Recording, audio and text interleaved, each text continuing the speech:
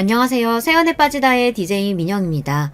오늘 사연자는 가족이라면 응당 서로의 비밀을 평생 무덤까지 가지고 가서 지켜주겠다고 다짐을 했는데 살다 보니 그것도 사람 나름이라는 사실을 알아버렸다는데요.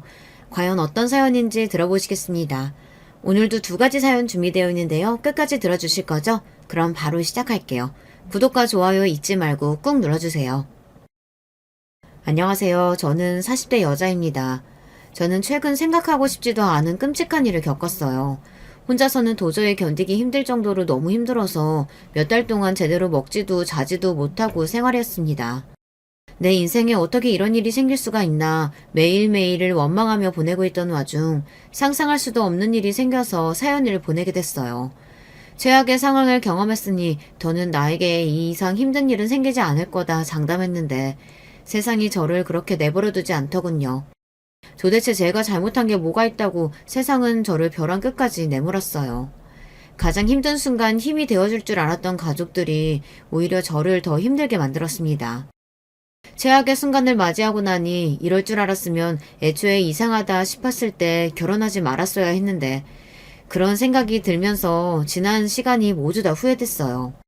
그랬으면 지금 이 순간 이런 끔찍한 기분에 사로잡히지는 않았을 텐데 싶어서요.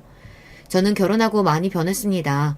결혼 생활이 너를 띄듯 하루하루가 살얼음판이다 보니 성격도 생각도 결혼 전과는 180도 달라졌어요.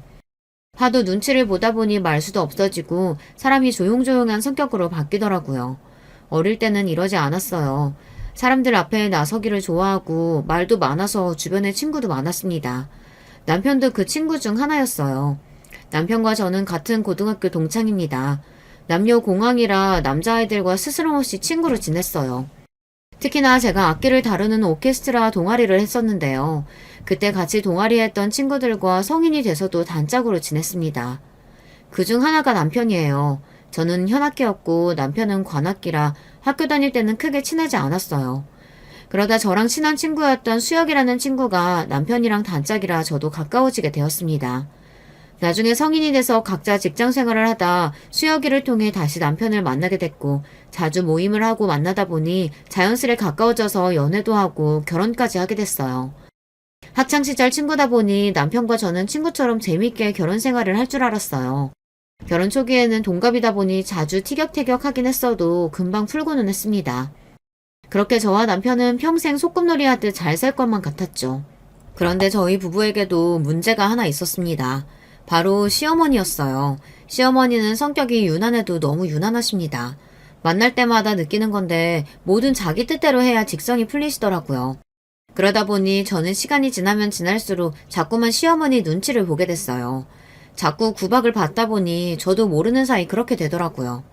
한 번은 그런 적이 있었어요. 결혼식을 올리고 신혼여행을 다녀온 지 일주일째 되던 주말이었어요. 신혼여행에 다녀오자마자 저나 남편이나 둘 다 출근하느라 짐 정리를 하나도 못했습니다. 그런데 하필 그날 시어머니께서 연락도 없이 불시에 집에 찾아오셨어요. 명분은 반찬을 해오셨다고 했는데 결국은 제 살림을 감시하러 오신 거죠. 새아가, 너는 결혼한 지가 언젠데 아직도 집이 이렇게 정리가 안 돼 있어? 쉬는 날이면 빈둥거리지 말고 후다닥 일어나서 정리부터 해야지. 우리 아들은 평생 지저분한 집에서는 안 살아봐서 이렇게 어질러져 있는 집에서는 못 살아. 어머머, 화장실 좀 봐. 너 화장실 청소 안 하니? 시어머니는 무슨 취조 나온 형사처럼 집안 여기저기를 마음대로 드나드시며 화장실이며 옷장을 마음대로 열어보셨어요. 저는 너무 당황해서 말문이 다 막혔습니다. 저희 친정엄마도 우리 집에 와서 그런 적이 없으신데 시어머니께서 마음대로 제 물건들을 열어보시니 얼떨떨 하더라고요. 엄마, 쉬는 날 연락도 안 하고 이렇게 아침부터 들이닥치면 어떡해요. 그리고 우리 저번 주에 신혼여행 다녀왔어. 내내 출근하느라 정리할 시간 없었어. 시어머니의 갑작스러운 방문에 당황해 어쩔 줄 모르는 저를 보곤 남편이 미안했는지 애써 어머니 앞에서 제 편을 들었어요. 근데 시어머니는 그게 또 마음에 안 들었는지 저를 보며 혀를 끌끌 찼습니다. 출근하면 하루 종일 회사에서 산다니? 퇴근하고 와서 조금씩 정리했으면 벌써 다 했을걸. 암튼 요즘 여자애들은 이렇게 살림에 살자도 모르고 시집을 온다니까. 도대체 친정에선 뭘 가르치는 건지. 나 봐라. 우리 유리는 어릴 때부터 내가 가르쳐서 지금도 못하는 게 없잖아. 유리는 어디다 내놔도 걱정이 안 된다니까. 그거야 엄마 생각이지. 유리 걔 하는 짓을 보고도 그런 말이 나와? 걔가 그러고 사는 게 엄마가 다 오냐오냐 해주니까 그러는 거라고. 우리 유리 정도로 예쁘고 괜찮은 애가 사치 좀 부리면 어때? 앞으로 있는 집에 시집가면 되는 거지. 우리 유리는 내가 알아서 잘 시집 보낼 거니까 우리 딸 걱정은 말고 네 걱정이나 해. 아들, 아이고, 냉장고 텅텅 빈 것 좀 봐라. 우리 아들 밥도 못 얻어먹고 쫄쫄 굶나 보네. 시어머니는 굳이 자리에 있지도 않는 남편 여동생 신우이 이야기까지 꺼내시며 저랑 비교하셨어요. 그러면서 냉장고 안에 뭐가 있나 하나하나 뒤지면서 가지고 왔다는 반찬을 아무데나 막 쑤셔 넣었습니다. 이거 다 우리 아들이 좋아하는 반찬들이니까 먹어보고 공부 좀 해. 내가 기껏 우리 아들 잘 키워서 보내줬으면 새아가 네가 떠받들고 살아야지. 이렇게 밥도 안 먹이면 되겠니? 시어머니는 당신이 낳아 키운 자식들에 대한 애정이 넘쳐 흘렀습니다. 물론 안 그런 부모가 어디 있겠어요. 다 자기 자식이 제일 귀하고 소중하죠. 그런데 저희 시어머니는 그 정도가 심했습니다. 제가 보기엔 남편이나 시누이나 여러 면에서 평범한데 시어머니는 항상 남들보다 잘나고 대단하다고 추켜세웠죠. 며느리인 제가 거기다 대고 뭐라고 하겠어요. 그냥 그러려니 할 수밖에 없었죠. 저희가 며칠 장을 못 봤더니 냉장고가 텅텅 비었나 봐요.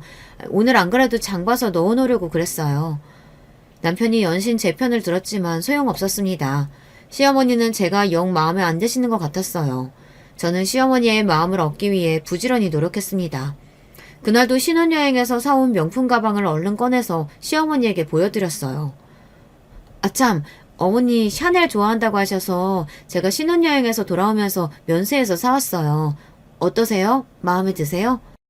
남편에게 듣기로는 시어머니나 시누이 둘 다 워낙 명품을 좋아한다고 하길래 신혼여행 선물로 시어머니랑 시누이 가방을 사왔어요. 저도 사본 적 없는 샤넬이었지만 이 기회에 시어머니랑 가까워지고 싶은 마음에 저도 무리 좀 했습니다. 그런데 시어머니는 제 성의에도 영 표정이 좋지 않으셨어요. 새아기, 너 이런 거 처음 사보는구나?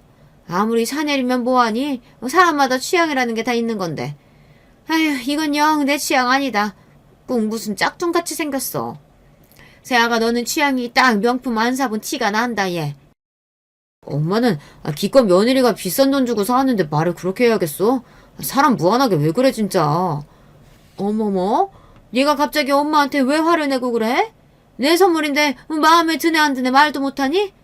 됐어. 마음에 안 들면 그냥 내놔 환불하게. 괜한 일로 시어머니와 남편이 자꾸만 언성을 높이니 중간에서 괜히 제가 민망해서 애써 다시 바꿔드리겠다고 했어요. 그러자 시어머니는 면세에서 산 걸 뭘 또 바꾸냐고 그냥 가져간다고 하시고는 툴툴거리면서 가지고 가셨죠. 그때부터였어요. 시어머니께서는 저희 친정어머니와는 성격이며 말투며 취향까지 너무도 다르시니 제가 도저히 어머님을 종잡을 수가 없더라고요. 시어머니 비위 맞춰보려고 해도 항상 자기 할 말만 하시고 금세 화를 내시니 저도 모르게 눈치를 보게 됐습니다. 그럴 때 보면 마치 내가 뭘 잘못하기라도 했나 싶을 때가 있었어요. 사실 시어머니와는 결혼하기 전부터 그랬어요. 애초에 결혼 이야기가 처음 나왔을 때 저랑 남편이 계획했던 날짜와 결혼식장이 있었답니다. 남편이나 저나 둘 다 직장이 휴가를 쉽게 낼 수 없는 곳이라 그 날짜밖에 되지 않았어요. 그리고 저희 친정 하객들이 지방에서 오시는 분들이 많아서 터미널 근처에서 식을 올려야 했습니다. 날짜나 장소나 이미 다 상견례 때 양가 부모님과 상의가 다 끝난 부분이었어요. 물론 상견례 날도 시어머니는 저희의 의견을 썩 마음에 들어하지 않으셨지만 다른 부모님들은 저희가 원하는 대로 알아서 하라는 분위기라 그냥 그렇게 하기로 자연스럽게 넘어갔죠. 얼마 전에 우리 교회 장로님 아들 결혼식에 다녀왔는데 호텔에서 교회식으로 예배하는데 너무 경건하고 좋더라. 분위기가 너무 좋아서 신부도 예뻐 보이고. 우리도 그 호텔에서 하면 어때? 시어머니는 연신 호텔 결혼식을 이야기하셨어요. 그리고 식은 기독교식으로 올렸으면 좋겠다고 하셨죠. 호텔 너무 좋은데 가격도 너무 고가고 시간도 벌써 올해 예식은 다 마감이라 날짜 맞추기가 힘들 거예요. 그리고 친정은 불교라 기독교 예식은 좀 어려울 것 같아요. 제가 고향이 지방이다 보니 멀리서 오시는 분들이 많아서 서울 중심부까지 올라오시기엔 시간이 너무 빠듯할 것 같네요. 죄송하지만 식장은 터미널 근처로 해야 할 것 같습니다. 결혼 전이다 보니 저는 제 의견을 그대로 시어머니에게 말씀드렸어요. 그때야 시어머니의 성격을 제대로 파악하기 전이다 보니 우리 집 의견도 있는 대로 말씀드리는 게 당연하다고 생각했거든요. 그럼요. 제 안사람이 워낙 남들 이목을 많이 신경 쓰는 사람이라 괜한 소리를 했습니다. 우리 형편의 호텔은 무슨 호텔이야. 당신 좀 잠자코 있어. 상의하는 자리인데 말도 못해요? 그깟 호텔 예식 얼마나 한다고. 유리야, 너 결혼식 할 때는 꼭 우리 호텔에서 하자. 그럼 엄마, 나는 결혼은 무조건 우리나라에서 제일 비싼 신라 호텔에서 할 거라고. 내가 누누이 말했잖아. 유리, 너 조용히 못해? 사돈들도 있는 앞에서 철딱서니 없는 소리 하고 있어. 시아버지와 시어머니께서 언성을 높이시는 것도 모자라 철부지 시누이까지 끼어드는 바람에 순간 상견례 자리가 어색해졌지만 그런대로 잘 넘어갔다고 생각했습니다. 그런데 상견례를 하고 며칠 뒤에 시어머니께서 점심시간에 제 직장 주변으로 찾아오셨더라고요. 명분은 회사 근처에 볼 일이 있어 왔다 제가 생각나서 연락하셨다는데 딱 봐도 그건 아닌 것 같았어요. 분명 저한테 할 얘기가 있었던 거죠. 내가 좀 전에 너희들이 예약했다는 결혼식장 보고 왔거든? 근데 아무리 봐도 홀도 너무 작고 건물도 좀 오래됐더라. 우리 교회 사람들도 다 오는데 그런 초라한 데서 어떻게 한다니? 거기가 좀 오래되긴 했어도 음식 맛있는 걸로는 유명해요. 그리고 양가 하객 많지 않아서 홀도 그 정도면 딱 적당할 것 같고요. 시어머니는 여전히 저와 남편이 예약한 결혼식장이 마음에 안 든다고 하셨습니다. 아무리 생각해도 사돈네보단 우리 집 하객이 훨씬 많은데 우리 쪽에 맞추는 게 맞는 것 같아. 내가 주변에도 물어보니까 그리고 식장은 원래 하객 인원수가 많은 쪽으로 하는 게 맞대. 난 그 결혼식장을 너무 마음에 안 들어. 결혼은 저와 남편이 하는 건데 시어머니는 본인이 마음에 안 든다고 무작정 때를 썼어요. 제가 무슨 말을 하려고 해도 시어머니는 자꾸만 제 말을 자르며 저와 눈도 마주치지 않으려고 했습니다. 저는 남편도 없이 시어머니와 둘이 만난 자리에서 노골적으로 저에게 본인이 원하는 대로 해달라고 하시니 곤란하더라고요. 어머님, 말씀 무슨 뜻인지는 아는데요. 벌써 결혼식장이랑 날짜 다 결정한 상태라 바꾸기가 힘들어요. 계약금도 벌써 다 보냈고요.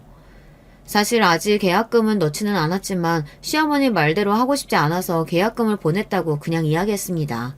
이 정도로 이야기했으면 시어머니도 더 이야기하지 않으실 줄 알았죠. 그런데 웬걸 시어머니는 오히려 더 정색하시며 저를 쏘아봤어요. 너는 애가 어른 말에 꼬박꼬박 말대꾸 하는 건 어디서 배워먹은 거니? 앞으로 우리 식구 될 사람이니까 내가 알려주는 건데 네가 지금까지 친정에서 어떻게 살았든 나는 내 며느리가 내 앞에서 말대꾸 하는 거 절대로 못 봐준다. 우리 집 애들도 부모 말이라면 무조건 내내 하면서 거역해 본 적이 없는 애들이야. 시어머니께서 정색하고 너무 화를 내시니 오히려 저는 너무 당황스러워서 어쩔 줄 몰라 했습니다. 시어머니는 제 반응에도 전혀 아랑곳하지 않으시며 오히려 이야기를 하면 할수록 더 흥분해서 목소리를 높였어요. 됐다. 내가 결혼식장 전화해서 취소하고 알아서 다른 데 알아볼 테니까 그런 줄 알아. 시어머니는 갑자기 본인 마음대로 결혼식장을 취소하겠다고까지 하셨어요. 저는 너무 기가 막혀서 시어머니를 말렸습니다. 어머니, 이미 가족들하고 다 상의해서 결정한 일인데 갑자기 이러시면 어떡해요. 어머님께서 그렇게 마음에 안 드시면 저도 진영 씨랑 다시 상의해 볼 테니까 조금만 기다려주세요. 이러다가는 정말 시어머니 마음대로 결혼식장을 취소할 것 같아 저는 애써 좋게 좋게 말렸습니다. 그러고는 그날 있었던 일을 남편과 상의했어요. 제 말에 남편은 당연히 난리가 났죠. 이미 다 결정한 일을 가지고 어머니가 왜 번복을 하냐고요. 그 이후 남편이 시아버지에게 말씀드려서 결혼식장은 원래 하기로 했던 곳으로 하게 됐지만 시어머니와는 그날 이후 어쩐지 관계가 더 어색해졌습니다. 시어머니께서 느끼기에는 제가 시어머니의 의견을 듣고도 제 마음대로 결정한 게 되어버렸으니까요. 그래서 그런 건지 시어머니는 결혼식을 올리고 나서도 저에게 쉽게 마음을 열지 않았습니다. 세상에 서로 잘 맞는 고부간이 몇이나 있겠어요. 하지만 저와 시어머니는 기본적으로 맞는 게 하나도 없었어요. 더군다나 시어머니는 저만 봤다 하면 말도 안 되는 일로 꼬투리를 잡으시고 잔소리를 하셨어요. 한 번은 이런 적도 있습니다. 결혼 초기였는데 제가 첫 아이를 임신했을 때예요. 오랜만에 시댁 식구들이랑 만나 저녁을 먹고 있었습니다. 그런데 시어머니께서 식사는 안 하시고 저 얼굴을 빤히 바라보시더라고요. 마치 제가 신기하다는 듯이요. 그래서 제가 왜 그러시냐고 음식이 입에 안 맞으시냐고 물었습니다. 그러자 시어머니께서 대뜸 하시는 말씀이 저를 무안하게 했어요.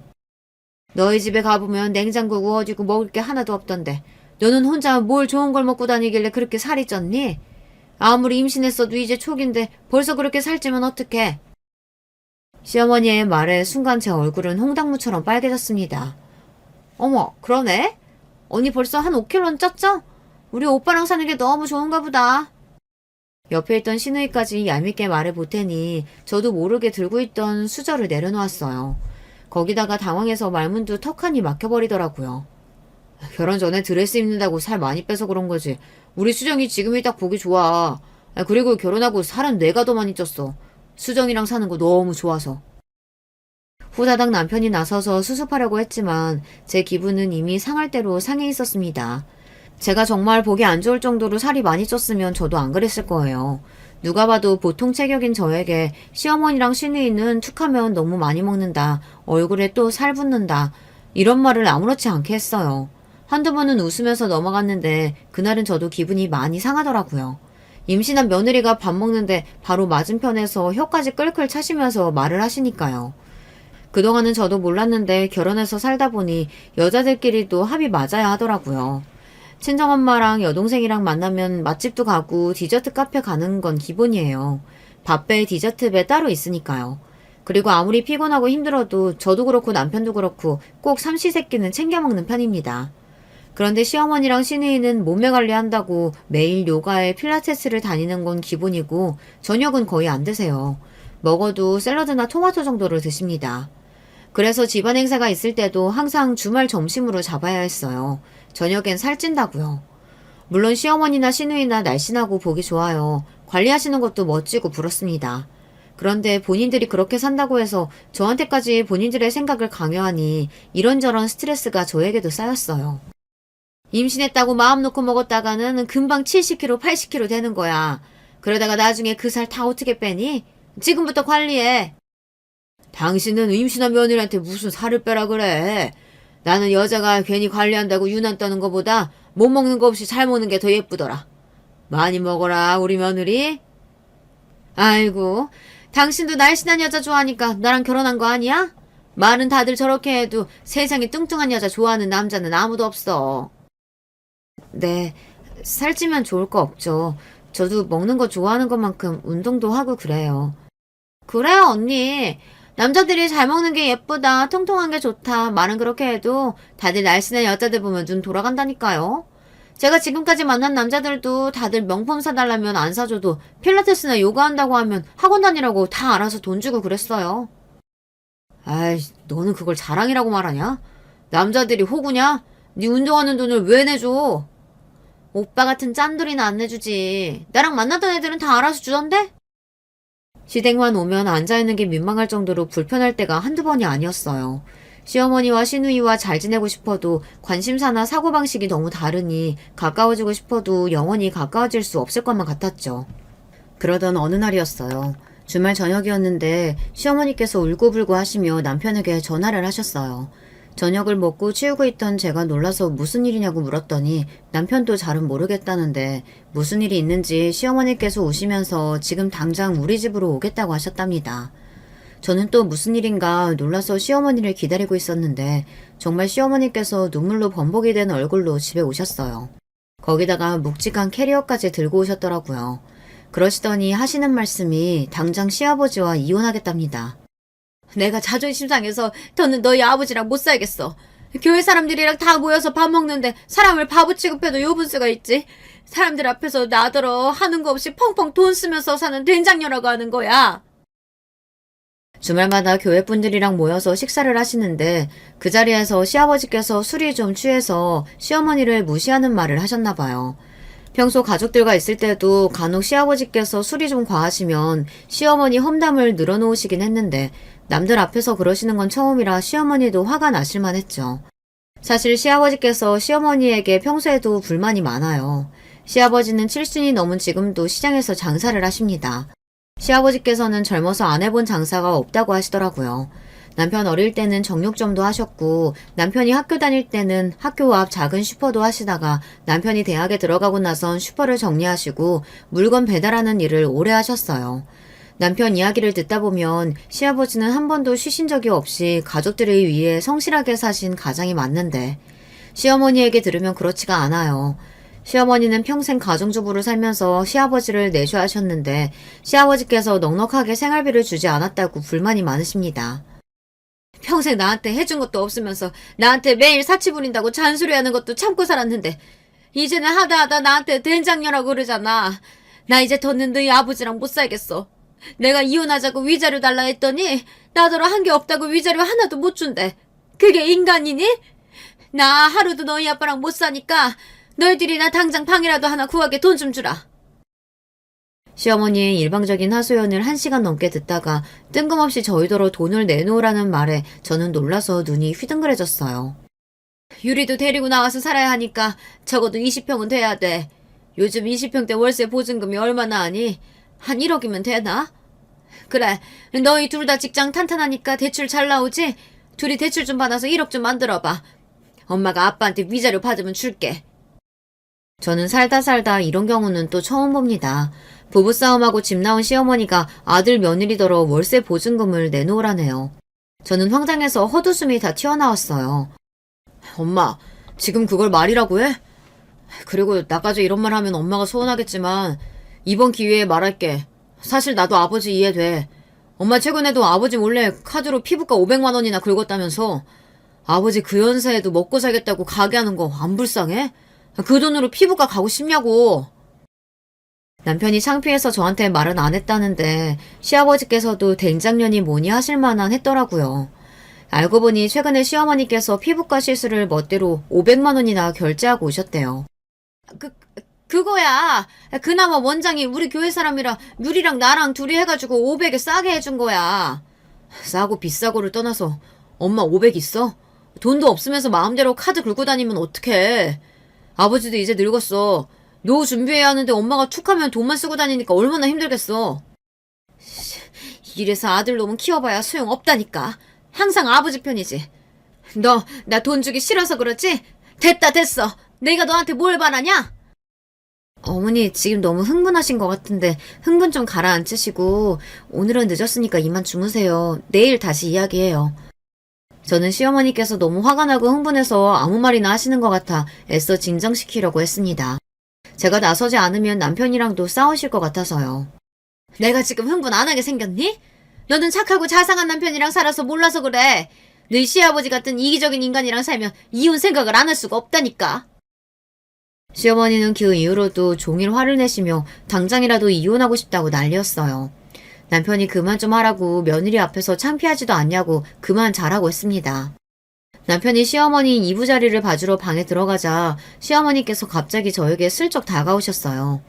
그러더니 제 귀에 다가와서 소곤거리며 하시는 말이 저더러 남편 몰래 숨겨둔 비상금이 없냐입니다. 너는 결혼하고 지금까지 계속 일했으니까 너 버는 거 따로 모아뒀을 거 아니야. 그거 얼마나 되니? 그래도 몇천 원 있지? 그거 나 좀 빌려줘. 내가 나중에 너희 시아버지한테 받아서 다 줄 테니까. 시어머니는 정말이지 답이 없었습니다. 혹여나 남편이 들을까봐 저에게 작게 이야기하시는데 그 모습이 뻔뻔해도 너무 뻔뻔해 보이더라고요. 어머니, 저희도 전세 살면서 애 키우느라 돈 못 모아요. 제가 돈이 어디 있겠어요. 저도 자식으로서 이런 말 하고 싶진 않지만 시어머니가 얄미워도 너무 얄밉더라고요. 결혼하고 지금까지 시댁에서 도와주신 거라고는 결혼할 때 전세금에 보태라고 시아버지께서 3천만 원 주신 게 다예요. 나머지는 다 저와 남편이 모아둔 돈으로 하고 나머지는 대출받았습니다. 저라고 어린애 키우면서 일까지 하고 싶었겠어요. 한 푼이라도 더 벌려고 애 돌 지나자마자 어린이집에 맡기고 맞벌이 하느라 정신이 없는데 저더러 모아둔 돈 있으면 달라고 하니 기가 막히더라고요. 아휴, 너는 도대체 살림을 어떻게 하길래 맞벌이 하면서 몇 천도 없니? 너 설마 나 주기 싫어서 거짓말하는 거 아니지? 제가 그런 거짓말을 왜 해요. 어머니 어차피 일도 안 하시는데 집 나와서 사시면 뭐 먹고 사시려고요? 시어머니 하시는 행동이 너무 어이가 없다 보니 저도 모르게 한심해서 자꾸 한숨이 다 나오더군요. 집에만 있으면 뭐래요. 시어머니는 일해본 적이 없으니 수입도 없고 시누이는 무용학원에서 애들 가르치는데 월급도 얼마 안 되거든요. 그럼 둘이 나가서 도대체 어떻게 살겠다는 건지 이해가 안 됐어요. 내가 뭐 너희 시아버지 없다고 못 사니? 자식이 둘이나 있는데 당연히 너희가 알아서 먹여 살려야지. 와, 정말 입이 떡 벌어졌습니다. 저희 친정부모님은 저희 사는 거 보면 안쓰러워서 어떻게 하면 도와주실 수 있을까 매일 걱정하는데 시어머니는 같은 부모인데도 어쩜 저렇게 다를 수가 있을까요? 지금까지 남편 등골 빼고 사신 것도 모자라서 이제 아들한테까지 빨대 꽂으시려고 하는 모습이 미워도 너무 미웠습니다. 저는 그날 하루 시어머니를 모시고 자는 것도 너무 힘들었습니다. 다음날 출근도 해야 하는데 시어머니가 우리 집에 있다고 생각하면 너무 불편할 것 같았어요. 저는 다음날 새벽 일어나자마자 시아버지에게 전화를 했어요. 시어머니께서 우리 집에 와 계신다고 이야기했습니다. 그러자 곧바로 시아버지께서 새벽 시장을 가시다 말고 우리 집에 들러 시어머니를 데리고 가셨어요. 이 옆에 내가 이제 하다 아들 며느리까지 힘들게 해. 당장 안 나와? 된장녀라고 욕할 땐 언제고 나오라 말라야. 나한테 당장 사과해. 안 그러면 나 진짜 당신하고 이혼할 거야. 에휴, 지긋지긋한 옆였네. 내가 당신이랑 이혼하려고 했으면 20년 전에 진작 이혼했어. 빨리 안 나와? 남들은 자식들이 싸워서 이혼한 애 만회한다는데 저희 시댁은 시부모님께서 사내 못 사내 하시니 참으로 아이러니했습니다. 시어머니도 어차피 방법이 없으니 못 이기는 척 시아버지를 따라가셨어요. 시어머니는 그 와중에도 시아버지를 쫓아가시면서 저희에게 언제 또 올 줄 모르니 대출 좀 알아보라고 하셨습니다. 정말 대단하신 시어머님이에요. 자식보다 언제나 본인 상황이 제일 중요한 분이셨죠. 그러던 어느 날이었습니다. 제 인생에서 가장 씻을 수 없을 정도의 크나큰 사건이 벌어졌어요. 친정 부모님은 평생 성실하게 사시던 분들이었습니다. 부모님 두 분 다 어려서부터 넉넉지 않은 환경에서 자라와서 저와 동생에게는 부족할 것 없이 풍족하게 해주시려고 노력하셨어요. 저와 동생이 둘 다 결혼하면서 독립한 이후에는 부모님 두 분이 홀가분한 마음으로 여행도 자주 다니시고 함께 취미생활을 즐기시면서 여유로운 노후를 즐기고 사시고 계셨습니다. 그런데 그 행복은 오래가지 않았어요. 부모님 두 분이 함께 저녁을 드시고 산책을 갔다 그만 사고를 당해 돌아가시고 말았습니다. 교통사고였는데 운전자가 음주운전 상태로 도로를 질주하다 인도를 걸어가고 있던 부모님을 치는 사고를 낸 거죠. 부모님은 두 분 다 그 자리에서 돌아가셨어요. 저는 하루아침에 부모님 두 분을 모두 다 잃었습니다.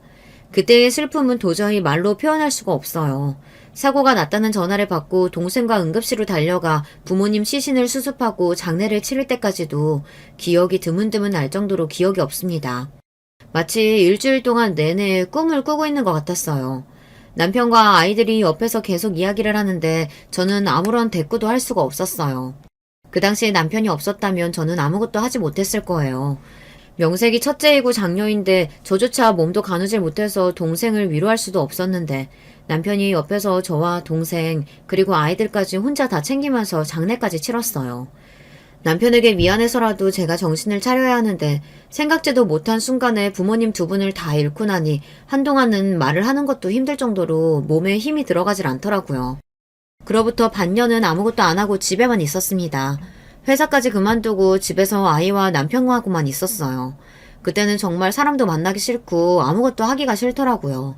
아이와 남편이 제 걱정을 많이 하는 게 느껴져서 점차 괜찮아지는 척 연기는 했지만 마음만은 하루에도 12번씩 가슴이 철렁하고 내려앉았어요. 부모님을 떠올리기만 해도 갑자기 눈물이 왈칵 쏟아지고 눈앞이 까마득해지기도 했어요. 그러던 중 제가 반년 만에 집 밖으로 나오게 된 계기가 있었어요. 시댁에 생각지도 못한 일이 생겼습니다. 신우이가 결혼하겠다고 상견례를 한다고 하더라고요. 저야 몸도 마음도 힘든 시기였지만 신우이에게는 축하할 일이 생긴 거니 저는 애써 기운 차리고 신우이를 축하해주기로 했어요. 그런데 신우이가 상견례를 하기 전에 저와 남편에게 결혼할 사람을 먼저 소개하고 싶다며 자리를 만들었더라고요.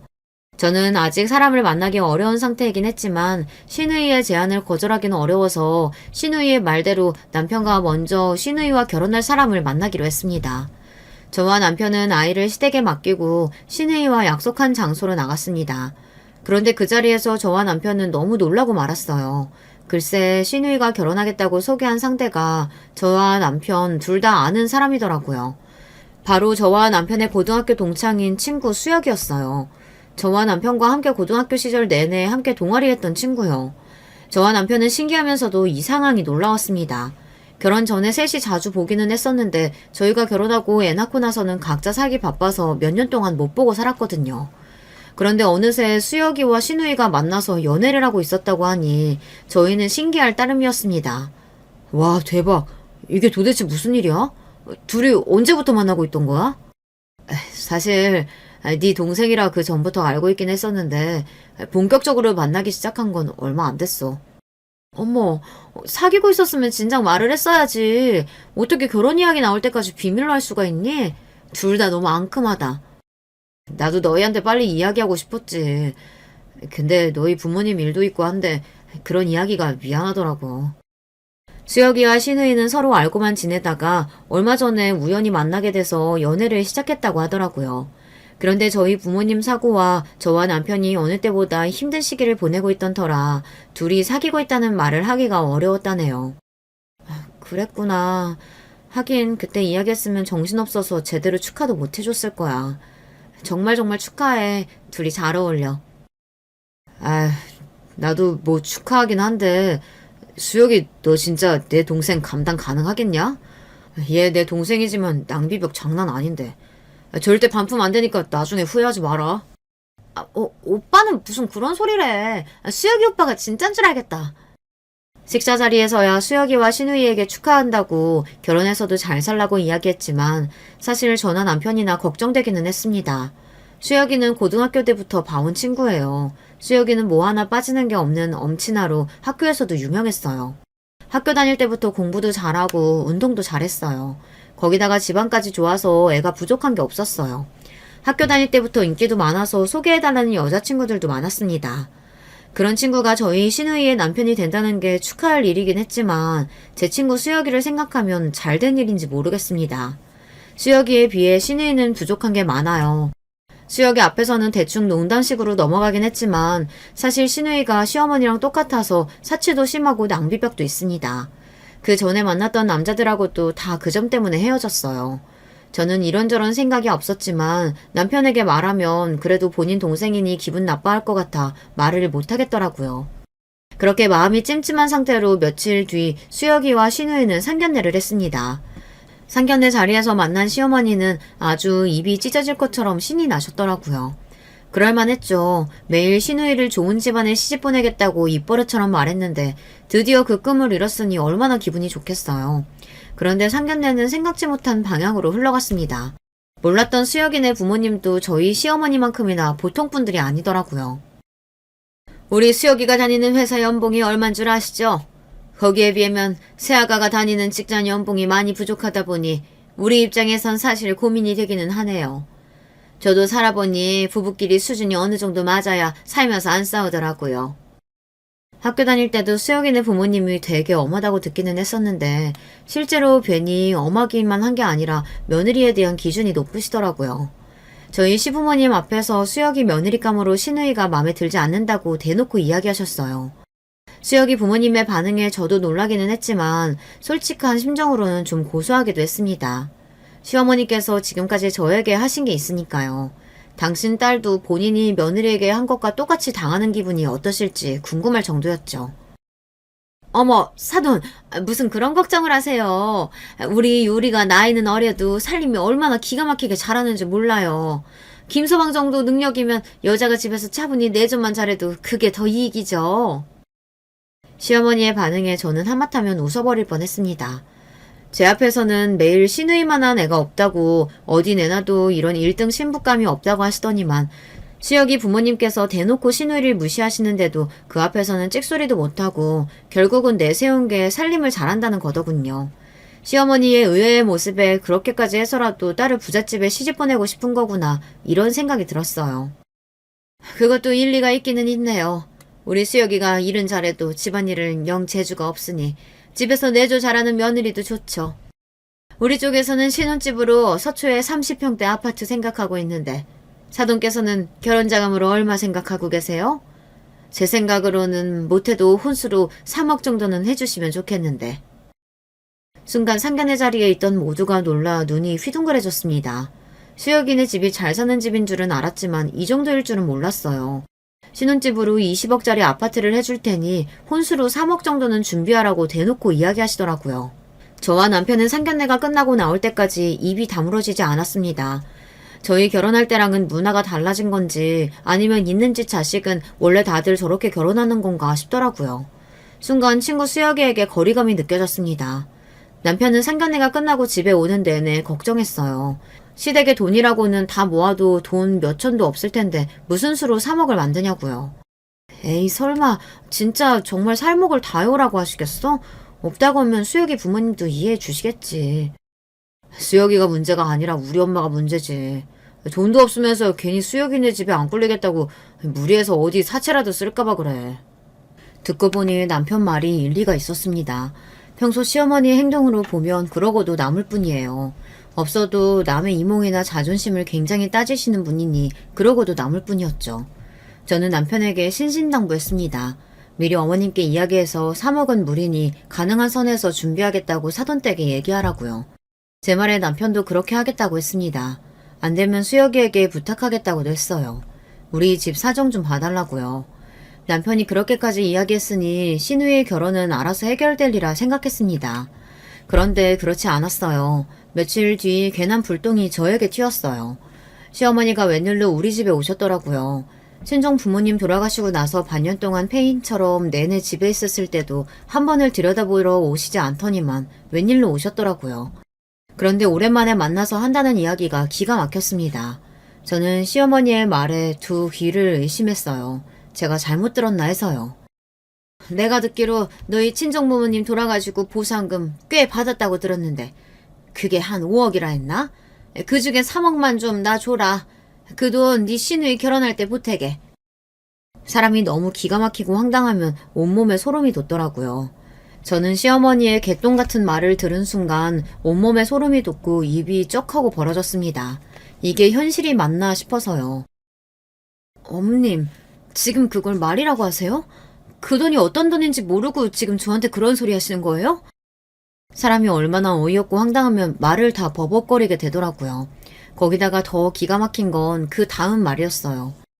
그 돈이 무슨 돈이긴 무슨 돈이야. 그냥 돈이지. 너희 부모님 돌아가셨을 때 하도 네가 유난을 떨어서 내가 말을 못했는데 사람은 원래 다 죽는 거야. 살다 보면 호상도 있고 그런 개죽음도 있는 거지 뭐. 뭐 그런 거 가지고 몇 개월씩이나 죽상을 하고 있냐? 죽은 사람은 죽은 사람이고 산 사람은 살아야지. 네가 진짜 우리 집 며느리라면 이럴 때 도와줘야 진짜 가족이 되는 거야. 그러니까 덜도 말고 딱 3억만 줘. 가만 보면 시어머니는 생각이라는 게 없는 사람인 것 같아요. 그러지 않고서야 저한테 저런 말을 할 수가 없습니다. 어머니, 지금 개죽음이라고 하셨어요? 우리 부모님 돌아가신 게 개죽음이라고 하셨냐고요? 저는 도저히 참을 수 없어서 얼굴이 눈물을 범벅된 채 시어머니에게 울분을 토해냈습니다. 그러자 시어머니는 오히려 그런 제가 더 이해가 안 된다는 듯 오히려 저를 향해 눈을 흘겼어요. 어머머, 얘 시어머니 쳐다보는 눈 좀 봐. 그깟 3억 주는 게 그렇게 아까워? 아유, 치사해서 정말 됐다 됐어. 우리 유리 시집 못 가면 다 너 때문인 줄 알아. 그깟 3억이요? 어머님은 그깟 3억도 없어서 며느리한테 구걸하러 오신 주제에 그런 말이 나오세요? 저는 시어머니라면 이제 치가 떨렸습니다. 저 뻔뻔하고 재수없는 낯짝을 이제 더는 보고 싶지 않았어요. 그때였습니다. 저 말이 심히 거슬렸는지 시어머니가 저에게 갑자기 달려들더라고요. 뭐야? 구걸? 너 지금 말 다 했어? 이게 어디 시어머니한테 그딴 소리를 짓거리고 있어? 네가 맞아야 정신 차리지? 순식간에 저에게 달려든 시어머니는 제 뺨을 세게 갈겼습니다. 순간 간신히 붙잡고 있던 이성의 끈이 빠지지 끊어졌어요. 저는 생각할 틈도 없이 그대로 제 핸드폰을 들었습니다. 그리고 어디론가 급하게 전화를 걸었어요. 너 지금 나랑 얘기하다 어디다 전화 거는 거야? 이게 맞아도 정신을 못 차리지. 너 빨리 3억 안 내놔? 시어머니는 드디어 자신의 바닥을 그대로 드러냈습니다. 제 뺨을 때린 것도 모자라 제게 돈을 내놓으라고 소리를 치더군요. 저는 시어머니가 무슨 소리를 하든 아랑곳하지 않고 전화를 걸었습니다. 수혁아, 나야. 내가 너한테 이 이야기 해야 하나 말아야 하나 많이 고민했는데 내가 진짜 네 친구라면 이야기해주는 게 맞는 것 같아. 사실 우리 시누이 말이야. 20대 초반에 한 번 결혼했었어.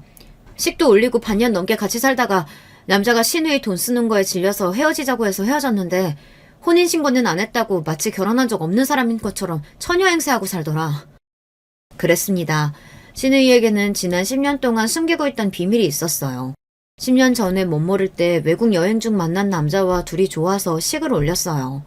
시어머니는 그 결혼을 반대했었는데 시누이가 우겨서 양가 가족들만 모아놓고 식을 올렸습니다. 그런데 같이 산지 반년도 안 되어서 남자가 도저히 시누이랑 못 살겠다고 원래 본인이 살던 나라로 돌아갔어요. 이유는 뻔했죠. 시누이가 일도 안 하고 집에서 펑펑 놀면서 한 달에 카드값을 몇백씩 써대니 감당이 안 됐던 거예요. 그때도 기가 막혔던 게 시어머니와 시누이는 혼인신고도 안 하고 살았으니 마치 아무 일도 없었던 것처럼 사람들 앞에서 처녀 행세를 하더라고요. 시누이는 그 이후에도 몇 번 연애를 했었는데 남자를 만날 때마다 그 일에 대해서 일절 이야기를 안 하더라고요. 그때는 저도 저와 상관없는 일이니 굳이 나서지 않았어요. 하지만 이제는 아닙니다. 시어머니라는 사람을 도저히 봐줄 수가 없어요. 저야 어쩔 수 없이 남편과 자식 보면서 살고는 있지만 수혁이까지 이런 악의 구렁텅이에 빠지게 둘 수는 없었습니다. 너 설마 지금 김서방한테 전화한 거야? 너 미쳤어? 제가 수혁이에게 모든 진실을 다 말하고 나자 시어머니는 노발대발 난리가 났습니다. 제 핸드폰을 뺏으려고 저에게 달려들었어요. 저는 시어머니 하는 짓이 너무 꼴보기 싫어서 제 핸드폰을 높이 들며 시어머니를 밀어버렸습니다. 그런데 그때였어요. 핸드폰 너머로 수혁이가 저에게 만나서 이야기를 나누자고 했습니다. 저도 웬만하면 시누이가 수혁이와 결혼하게 그냥 두려고 했어요. 결혼이라는 게 둘이 좋아서 하는 일인데 제가 아무리 친구라도 참견하는 게 맞지 않는 것 같아서요. 하지만 시어머니께서 하다 이제 절대 넘지 말아야 할 선까지 넘어버리시니 바보처럼 가만히 참고 있을 수가 없었습니다. 저는 곧바로 수혁이를 만나 제가 아는 시누이의 이야기를 다 했어요. 그리고 며칠 뒤 시누이와 수혁이는 파혼했습니다. 당연히 시댁은 완전히 뒤집어졌고 저를 죽이네 살리네 난리가 났습니다. 저는 시어머니 시누이의 연락을 일절 받지 않았어요. 그리고 남편에게 최후의 결정에 통보를 했습니다. 나 지난 10년 동안 참을 만큼 참고 살았어. 근데 이제 더는 아니야. 시어머니하고 연 끊고 살 거니까 이런 나 이해 못하면 당신하고도 이혼할 거야. 당신이 선택해. 남편과 이혼하겠다는 말은 진심은 아니었지만 어쩔 수 없었어요. 앞으로도 남편과 가정을 이끌어가기 위해서는 시어머니와의 인연을 끊어야만 제가 살 수 있으니까요. 남편은 제 말에 한숨을 크게 내쉬었지만 시어머니께서 저에게 저지른 만행을 알고 있으니 더 말은 안 하더라고요. 당신 말 이해해. 하지만 난 당신이랑 이혼 못해. 그렇다고 나는 우리 어머니랑 천륜인데 끊고 살 수는 없잖아. 남편은 극단적인 상황에 많이 힘들어했습니다. 그리고 얼마 뒤 추석에는 남편만 시댁에 갔어요. 시부모님은 무슨 이런 경우가 있냐고 난리를 치셨다지만 저는 제 생각을 바꿀 생각이 없어요. 절대 앞으로도 평생 시어머니를 볼 생각이 없습니다. 시누이도 마찬가지고요. 그로부터 1년이 다 되어가네요. 저는 지난 1년 동안 시댁과는 인연을 끊은 채 잘 살고 있습니다. 시댁에 무슨 일이 있으면 남편만 가요. 남편이 애들이라도 데리고 갔다 오겠다고 하지만 애들도 제가 할머니를 싫어한다는 걸 알다 보니 안 가겠다고 하더라고요. 남편도 이제는 적응이 돼서 차라리 저 없이 혼자 가는 게 편하답니다. 시어머니고 시누이고 이상한 소리를 해도 본인은 한 귀로 흘려버리면 그만이라고요. 하지만 시아버지께서는 종종 연락이 오세요.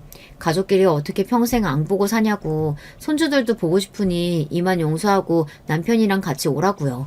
시아버지께서 시어머니와 시누이를 단단히 혼내고 다시는 저에게 이상한 소리 하지 못하게 단속했으니 걱정하지 말랍니다. 하지만 저는 아직 준비가 안 됐어요. 시아버지께는 죄송하지만 평생 시어머니를 보고 싶지 않습니다. 여러분 생각은 어떠세요? 제가 너무하는 걸까요? 시아버지 말씀처럼 가족이니 시간이 이 정도 지났으면 대충 용서하고 사는 게 맞나요? 저는 잘 모르겠습니다.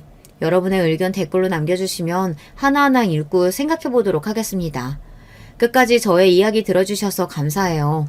여러분의 가정에는 언제나 평화로운 일들만 가득하시길 바랄게요. 안녕하세요. 학창시절에 라디오 듣는 걸 정말로 좋아했던 학생이었는데 중년의 나이가 되어서는 유튜브로 사연 라디오를 접하는 아줌마가 되었네요. 제가 아끼고 애청하는 채널에 저의 경험담을 보내봅니다. 제 지난날이 담긴 사연 함께 들어주시겠어요? 저는 매년 이맘때가 되면 그날의 일을 떠올린답니다. 날씨가 흐리고 습할 것이라는 일기예보와는 다르게 햇살도 적당하고 신선한 날이었죠. 저는 그때 생각했었어요. 시아버지께서 저를 시댁으로 초대해 주신 것에 응하기 아주 좋은 날씨라고 말입니다. 제 시댁은 경기도 양주의 고즈넉한 마을에 자리하고 있어요. 단독 주택이고 앞뒤로 정원이 딸려 있습니다. 2층 건물에 옥상이 있는데요. 옛날 건축물이 아니고 새로이 전문 건축가의 손길을 받아 지은 집이기 때문에 세련된 멋이 물씬 풍기죠. 당연히 전용 주차 공간이 따로 존재하고요. 또한 이 집에는 지하 공간이 있다는 게 약간의 특이한 부분입니다. 저에게 있어서 시댁은 내 인생이 성공했다는 증표나 다름없었습니다. 가끔 시댁에 들릴 때마다 이런 감상이 들곤 했었어요. 와, 내가 이런 시댁을 둔 사람이라니. 내가 이런 집에서 사는 사람들의 며느리인 거야. 이 정도면 TV에 나오는 잘 사는 부잣집들의 수준에 근접하지 않을까? 내가 이런 정도의 집안에 시집을 왔다니. 정말 멋지다. 내 인생 정말 성공했구나. 왠지 부끄럽고 민망하지만 저는 진심으로 그런 감상을 품고 있었답니다. 뿌듯했고 보람찼어요. 시댁에 방문할 때면 제가 마치 TV나 영화에 나오는 중요한 인물이 된 것 같아서 묘한 고향감에 휩싸였죠. 그날도 저는 시아버지의 초대를 받아 시댁에 들르게 된 것을 무척 기쁘게 생각하고 있었습니다. 제가 점차 식물에 관심이 생겼고 특히 허브 종류에 많은 호기심이 생긴 뒤였는데요. 그런 저를 아시고서 시아버지께서는 한 번 시간을 내서 시댁에서 키우고 있는 각종 식물 화분들을 저에게 소개해 주시고 몇 개는 골라서 내어주실 거라고 말씀하신 바가 있었어요. 그러다가 마침 시아버지의 지인분께서 예쁘고 싱싱한 허브 몇 가지를 선물로 시댁에 놓고 가셨다는데요. 그렇게 된 김에 시아버지께서 얼른 저에게 그런 걸 보여주시고 또 몇 개를 추려서 주시고자 저를 시댁으로 따로 불러주신 것이었죠. 시어머니께서는 그때 마침 교회분들하고 멀리 여수의 바닷가 여행을 2박 3일 일정으로 가신 참이었어요. 그래서 시아버지께서는 저에게 초대라는 표현을 쓰시면서 편하고 재미있는 시간을 보내자고 해주셨습니다. 얼마나 반가운 마음을 안고 시댁에 도착했었는지 몰라요. 불과 몇 분 뒤에 엄청난 상황을 맞닥뜨릴 줄도 모르고 저는 환하게 웃으며 저를 맞아주시는 시아버지와 인사를 나눴습니다. 아버님, 일기예보에서는 오늘 날씨가 안 좋을 거라더니 전혀 아니네요. 햇살도 적당해서 오는 길에 풍경 보기가 너무 좋았어요. 간단히 아침 겸 점심을 먹고 나왔더니 바깥 풍경을 보며 오는 동안 저절로 향 좋은 커피나 차 같은 게 생각나지 뭔가요? 저희 잠깐 티타임 가져요. 그런데 점심은 이미 드셨죠? 티타임? 그거 좋지. 뱃속에 뭔가 딱히 든 게 없어서 커피는 좀 부담스럽고. 꽃잎차나 한 잔 마셨으면 좋겠구나. 네? 혹시 아버님 아직 식사 전이세요? 이미 점심때가 꽤나 지났는데요. 어머님이 안 계셔서 식사 잘 못하고 계신 거예요? 그런 건 아니고 원래 아까 밥을 챙겨 먹으려고 했는데 예상치 못한 일이 생겨버리는 바람에 그러지를 못했구나. 때를 놓쳤더니 별로 입맛도 안 돌아. 네 말 맞다나 그냥 티타임이나 갖자. 가볍게 한 잔 마시고 나서 뒤뜰에 있는 화분들부터 보러 가자꾸나. 네, 그렇게 할게요. 꽃잎차는 저번에 보니까 어머니께서 종류를 꽤 늘리셨던데 뭐가 괜찮을지 제가 우선 살펴보고 우리도록 할게요. 괜찮으시죠? 그렇게 해라. 나는 잠깐 2층 테라스 소파에 가서 앉아있으마. 밖에 바람이 솔솔 부는 것 같은데 바람이나 쐬면서 심신을 다스리고 있으련다. 뒷짐을 지고 2층으로 올라가시는 시아버지를 보며 제가 고개를 연속해서 갸웃갸웃 거렸습니다. 왠지 시아버지께서 기운이 착 가라앉아 보이셨거든요. 바로 전날에 통화를 할 때까지만 해도 그리고 출발하기 전에 문자를 짧게 주고받았을 때에도 별다른 이상 징후는 포착한 바가 없었어요. 그런데 어딘가 가라앉아 보이는 시아버지의 안색하며 뭔가 수심이 짙으신 듯 바람을 쐬겠다고 하시는 것까지 왠지 이상했어요. 그냥 느낌이라는 게 그랬어요. 묘한 예감이 들었다고나 할까요? 저는 시어머니께서 정리해 놓으신 꽃잎차들을 살펴보다가 은은한 향이 나는 한 가지를 골라냈고 전용 다도 용기를 찾기 시작했어요. 이것에 딱 걸맞은 용품이 있었다는 게 떠올랐거든요.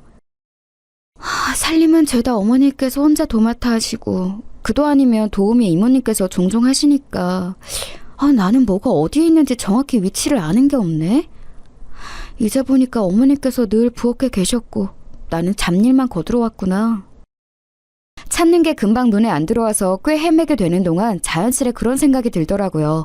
한숨을 내쉬던 저는 무의식적으로 부엌 옆 공간으로 발걸음을 옮겼다가 약간 이상한 소음을 듣게 되었어요. 아주 어렴풋이 제 귓가에 닿은 소음은 언뜻 사람 목소리 같기도 하고 헷갈렸습니다. 아주 찰나에 들었던 거라서 저는 별로 신경을 안 쓰려고 했어요. 그런데 또다시 미묘한 어떤 소음이 들려오는 거예요. 이제는 아예 무시를 할 수가 없어져서 저는 그 소리가 들려왔던 방향대로 가보았어요. 그랬더니 저는 어느새 지하실로 내려가는 계단 앞에 서 있었죠. 집에는 당연히 저와 시아버지 두 사람뿐이었기 때문에 저는 설마 저 아래에 누가 있다거나 하는 가정은 쉽사리 하지 않았습니다. 그냥 별 생각 없이 이쯤에서 뭔가 소리가 나지 않았나 하면서 앞에 서봤던 거예요. 그렇기에 저는 순전히 장난스럽게 아주 가볍게 계단 아래를 향해 이런 혼잣말을 했던 것이고요. 저기요, 아무도 없는 거 맞죠? 아무도 안 계시면 저는 이만 가볼게요. 차를 맛있게 우려해서요. 장난처럼 혼자 뱉어보았던 혼잣말. 그러나 발길을 돌린 저의 뒤편에서 작지만 분명한 음성이 대답으로 들려왔습니다. 여기에요. 지금 여기에 사람 있어요. 제발 살려주세요. 순간적으로 몸에 소름이 쫙 돋더라고요. 제가 너무 놀라서 일단 휴대폰부터 찾아서 손에 얼른 쥐었습니다. 그리고 시아버지께 우선 말씀을 드려볼까 이런 고민을 하다가 안쪽에서 다시 목소리가 들려오길래 일단은 계단을 먼저 내려가 봤어요. 참고로 시댁의 지하실은 아주 옛날에 쓰던 그릇들이나 빈 항아리 그런 것들이 주로 보관되어 있는 그런 공간이었는데요. 지하실로 내려가며 3평 정도 되는 꽤 널찍한 공간이 우선 있었고 문이 하나 있었는데 그 안에는 주로 오래오래 두고 먹는 식재료 같은 게 자리하고 있었습니다. 저도 시댁에 방문할 때마다 매번 지하실에 내려가 본 게 아니었기 때문에 사실 어떤 공간인지 잘 알지 못했어요. 그렇기에 반쯤은 낯설고 두려운 심정을 안고 지하실로 내려갔던 거예요. 그리고 굳게 닫혀있는 성인 여성의 표준 신장인 저보다도 높이가 조금 낮은 문 너머에서 음성이 들려오고 있었다는 것을 알고는 놀라서 기절할 뻔했습니다. 그리고 잠시 후에는 거기서 더욱 놀라고 말았죠. 진짜 심장이 멎는 줄 알았어요. 설마 형님? 지금 앞에 계신 거 형님 맞으시죠? 분명히 형님 목소리였어요. 형님 저 좀 살려주세요. 얼른 여기서 꺼내주세요. 무서워서 미칠 것 같아요. 동서? 세상에. 이게 무슨 일이야. 지금 그 안에 동서가 있다고? 이건 창고니까 당연히 밖에서 잠그는 문인데 그 안에 동서가 어쩌다가 갇힌 거야? 어머나 미쳤어. 이게 지금 무슨 상황이야. 지금 놀라고만 계실 때가 아니에요. 빨리 저를 꺼내주기나 해주세요. 형님, 저 여기에 1분이라도 더 못 있겠다고요. 이러다가 정신병 걸릴 것 같아요. 당연히 그래야지. 내 정신 좀 봐. 얼른 이 잠근 장치부터 풀어볼게. 근데 모양이 희한하게 생겨서 바로 풀지는 못할 것 같으니까 잠시만 기다려줘. 저 인내심 별로 없거든요. 원래도 인내심이 없는 편인데 지금은 더 없어진 상태예요. 그러니까 제발 좀 빨리 어떻게든 문 좀 열어보세요. 못하시겠으면 그냥 119에 신고나 해주시든가요. 잠깐만. 나 지금 이거 푸는 법을 알아낸 것 같아. 곧 열릴 테니까 잠깐만 기다려봐. 근데 동서 지금 여기 얼마나 있던 거야? 대체 어쩌다가 갇힌 거고? 동서가 여기 있는데 아버님께서는 왜 이 사실을 모르셨지? 하여간 별 희한한 일이 다 있네. 난해한 잠근 장치와 씨름을 하며 그렇게 중얼거렸던 저는 문득 어느 가정 한 가지에 생각이 다다르고 말았고 그 순간 손을 덜덜 떨면서 뒤를 돌아봤어요. 그러자 제 뒤편에는 시아버지께서 서 계셨습니다. 무표정한 얼굴로 말이에요. 간접등 2개만 켜져 있는 지하실에서 가만히 서 계시는 시아버지를 일대일로 마주하자 저도 모르게 긴장 어린 마른 침이 삼켜졌어요. 어느새 문 안쪽의 동서는 조용해져 있었습니다. 제가 잠근 장치에 집중하면서 혼잣말을 하는 사이 동서는 이쪽으로 다가온 시아버지의 발소리를 들었던 거예요. 시아버지께서 앞에 오신 걸 알아차리자 조용해진 동서, 그리고 바깥에서 잠기는 문 안에 갇혀있던 동서. 동서는 면허가 없어서 택시를 애용했으니 집 밖에 차가 없었다는 건 그렇다 치고 신발장에 동서의 신발마저 없었죠. 시어머니께서 여행을 가 계신 현재 이 집에는 시아버지뿐이셨으니 그렇다면 동서를 이렇게 가둔 범인은 당연히 제 눈앞에 계신 시아버지라고 봐야 옳았습니다. 그걸 저에게 숨기신 것이고요. 그 가정을 해낸 저는 제발 제가 틀렸기를 바라면서 시아버지를 향해 애써 웃어 보였어요. 아버님, 조금 황당한 일이 있어요. 지금 여기 안에 동서가 갇혀있거든요? 어쩌다가 이렇게 됐을까요? 실수로 이렇게 됐나 봐요. 잠건 장치를 어떻게 여는 건지 저는 잘 모르겠는데 아버님께서 해주시겠어요? 동서가 안에서 많이 무서워하네요. 아니, 그럴 것 없다. 내가 그렇게 가둔 장본인이니까. 네? 뭐라고요? 아버님께서 이러셨다고요? 대체 왜요? 무슨 이유로요? 아니, 이유는 상관없습니다. 아버님, 이러시는 건 잘못된 거예요. 이건 범죄라고요. 범죄? 네가 지금 나에게 범죄라는 소리를 들먹였어? 네, 범죄라고 말씀을 드렸습니다. 사람을 가두시다니, 이건 있을 수 없는 일이에요. 아버님, 당장 동서가 나올 수 있도록 문부터 열어주세요. 내가 그러지 않겠다고 하면, 싫다고 한다면 너는 어쩔 셈이냐? 네? 아버님 진짜 왜 이러세요? 왜 사람을 이렇게 놀래키시고 또 당황시키세요? 만약에 아버님께서 그렇게 나오시면 저는 당연히 경찰에 신고할 수밖에 없어요. 저는 세차게 뛰는 심장을 아는 채로 말씀을 드렸고 그 다음에 저에게 돌아온 건 거센 손찌검이었습니다. 지하실에는 짝 소리가 크게 울렸어요. 시아버지의 손이 제 뺨을 스치고 나자 저는 후끈거리는 뺨이며 어지러운 머리를 느끼는 동안 이 상황이 마치 꿈처럼 여겨졌던 것 같아요. 너무 현실성이 없었기 때문에 꿈이라는 생각이 들었죠. 그리고 이렇게 되기까지 정말로 저는 꿈 같은 과정을 지나온 바가 있었습니다. 제가 왜 시댁에 발을 들이며 선망에 가득 찬 반응들을 보였었는가 하면 제 자신이 그와는 아주 동떨어진 환경에서 자랐기 때문이에요. 제가 아주 어렸을 때 아빠가 돌아가셨어요. 교통사고라는 정도로만 어렸을 때는 알았는데 크고 나니까 엄마께서 저에게 알려주시더라고요. 그건 그냥 교통사고가 아니라 뺑소니 사고였다고요. 알고 나자 세상이 원망스러웠습니다. 뺑소니 사고를 내고 도망간 그 정체 모를 작자가 비참한 죽음을 맞이하기를 매일 밤 빌고 또 빌었던 것 같아요. 아빠가 일찍 돌아가시지만 않았어도 저희 가족 그렇게 어렵게 살지는 않았을 테니까요. 저희 가족에게는 딱히 교류하며 지내는 친척들이 없었습니다. 외롭지만 저희끼리 행복하게 그리고 소박하게 잘 살고 있었는데 그 뺑소니 사고가 저희 가족의 평화를 앗아갔던 거예요. 엄마는 그 이후로 저희 자매를 먹여 살리기 위해 고군분투하며 이런 일 저런 일 다 병행하시다가 어느 날 청소일을 하시던 목욕탕에서 현기증을 일으켜 쓰러지시는 바람에 관절을 크게 다치셨습니다. 저희가 돈이 있기를 하나요? 아니면 무슨 빽이 있기를 하나요? 아프면 아픈 대로 다치면 다친 대로 큰일 나고야 마는 게 당시 저희 처지였어요. 엄마는 제때 적절한 치료를 받지 못하셨고 결국은 그 이후로 다리를 살짝 절게 되셨으며 극심한 허리 통증에 시달리며 살게 되셨습니다. 당연히 이를 구하시는 것에 큰 제약이 생겼죠. 야, 너는 너무 걱정할 것 없어. 내가 열심히 해서 돈 벌 거고 취직 잘해서 너 대학까지 다 보내고 그렇게 할 거야. 너는 나만 믿고 따라오면 돼. 알았지? 엄마가 그렇게 되셨을 때 언니는 중학생이었습니다. 중학교 3학년이었고 가장의 역할을 앞으로 하기 위해 그럴 생각으로 고등학교를 인문계 진학을 포기해버렸어요. 언니는 학교 수업이 끝나면 식당으로 달려가서 아르바이트를 했습니다. 곱창을 파는 곳이었어요. 언니, 팔에 또 그 자국은 뭐야? 또 상처난 거야? 이번에도 혹시 저번처럼 손님 볶음밥 볶아주다가 뜨거운 불판에 데인 거야? 화상 입은 것 같은데. 별거 아니야. 별로 아프지도 않고 이런 것쯤은 시간만 지나면 다 낫게 되어 있어. 그래도 오늘은 지난번처럼 손님들 볶음밥 볶아주다가 실수로 밥을 반 이상 테이블로 날려버리는 실수는 안 했다. 그건 언니 실수라기보다는 어쩔 수 없는 일이라고 내가 말했잖아. 일하다가 보면 그럴 수도 있는 거지. 게다가 언니는 거기서 일하는 사람들 중에서 혼자 학생이라 어리고 경력도 얼마 안 되는데 남들처럼 잘하기를 바란다면 그건 사장이 이상한 거야. 아유, 그래도 동생이라고 이 언니 편 들어주는 거야? 이래봬도 내가 점점 실력이 발전하고 있으니까 너무 걱정하지 마. 잔실수가 많은데도 인내심 가지고 나를 안 자르시는 것만으로도 나는 사장님께 감사하고 있어. 일을 다닐 때가 있다는 것만으로도 감사하는 마음으로 그런 자세를 갖고 일해야지. 무척 힘든 나날이었을 텐데 언니는 불평불만을 하기보다는 주어진 것에 감사할 줄 아는 사람이었던 것 같아요.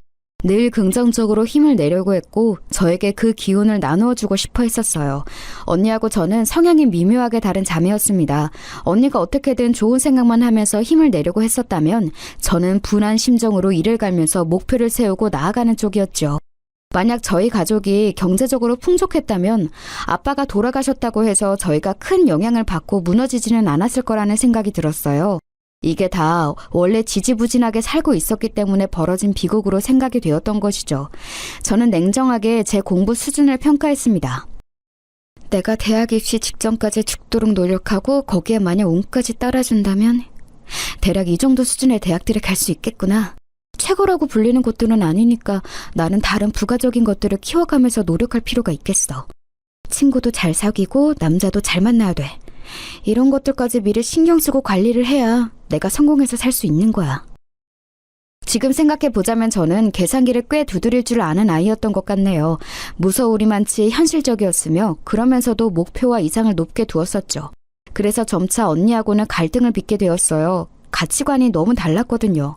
언니는 정직하고 성실하고 착하게 살면 그것이 능사라고 여겼습니다. 하지만 저는 그렇게 보지 않았어요. 언니가 고생한 거, 노력한 거 다 알아. 그치만 언니가 그렇게 산다고 해서 나한테 훈계하고 잔소리할 자격은 없어.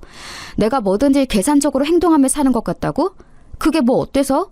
내 눈에는 손해보면서 살더라도 더불어 같이 사는 게 좋다고 여기는 언니가 특이하고 이상하게 보여. 아빠를 억울하게 잃었고 엄마가 고생만 하다가 저렇게 됐는데 언니는 세상을 어떻게 동화처럼 바라볼 수가 있어?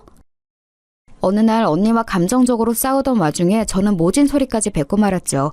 그러자 언니가 상처받은 눈빛으로 절 쳐다봤는데 저는 사과하지 않았어요. 그때부터 서서히 자매 관계가 멀어지기 시작했었죠. 저는 죽도록 노력해서 제 선에서 한계치라고 할 수 있는 대학에 입학하는 데 성공했고 그때부터 친구들을 철저히 고르며 사귀었어요. 제 미래에 도움이 될 만한 애들하고만 어울려 다녔죠. 저희 집이 가난한 거 웬만한 애들은 다 몰랐어요. 제가 일부러 사치에 관심 없고 검소한 걸 좋아하는 사람인 척 늘 그렇게 연기를 했으니까요. 정보를 잘 얻어서 저는 좋은 회사까지 들어가는 데 성공했습니다. 언니는 이때 사람 좋고 착하지만 집안은 정말 가난한 형부를 만나서 결혼을 전제로 연애 중이었죠. 엄마가 허리 통증으로 결국 수술을 받으시게 됐는데 그 비용 거의 다 제가 부담했습니다. 좋은 회사에 다니며 돈 관리를 철저히 했기에 가능했죠. 저는 그때도 생각했어요. 언니보다 제가 잘났고 제가 옳은 것이고 더 성공한 인생이라고요. 이제 보니까 그런 생각에 사로잡혀서 집착하고 있었던 것도 같네요. 저는 어느새 남들이 인정할 만큼 성공한 인생이 아니면 실패한 것이라고까지 생각하고 있었습니다. 각고의 노력 끝에 저는 집안 좋은 남자를 만났고 결혼하는 것까지 성공했어요. 제가 집안 배경은 무척 부족했지만 학벌이 제법 괜찮았고 학점 관리가 수준급이었고 무엇보다 좋은 회사에 재직 중이었기 때문에 명함을 들이밀 수 있었습니다. 잘 사는 집안 며느리 자리에 들이미는 명함이었죠. 엄마는 제가 너무 차이나는 집안과 결혼하는 거 아니냐고 걱정하셨는데 제가 기가 막혀 했습니다. 엄마, 이제 다 같이 팔자 펴는 일만 남았는데 웬 헛소리를 하는 거예요? 잠자코 계세요. 괜히 일 그르치지 마시고요. 저는 무조건 기회를 놓칠 수 없다는 생각뿐이었죠. 결혼을 하는 것에만 혈안이 되어 있었거든요. 참고로 남편은 3남매 중 둘째입니다. 첫째인 신우이는 이름되면 대부분이 알 법한 기업의 며느리로 시집을 갔어요. 남편은 유학파 출신으로 자기 회사를 창업해서 운영 중이었고요. 시동생은 대기업에 재직 중이었습니다. 시아버지께서 워낙 집안이 좋으셔서 온 가족들이 옛날부터 많이 누리고 배우고 그러면서 살아온 모양이었어요. 그런데 특이한 점이라면 시어머니께서 시아버지의 재혼 상대이셨다는 건데요. 시어머니께서는 평범하디 평범한 집안에서 나고 자라셨고 집안의 장녀라서 식구들을 챙기다 보니까 결혼을 못하고 나이만 꽤 드신 채로 서비스 직종에 종사하고 계시다가 매장에 손님으로 오셨던 시아버지를 만나게 돼서 재혼까지 하신 거라고 했어요.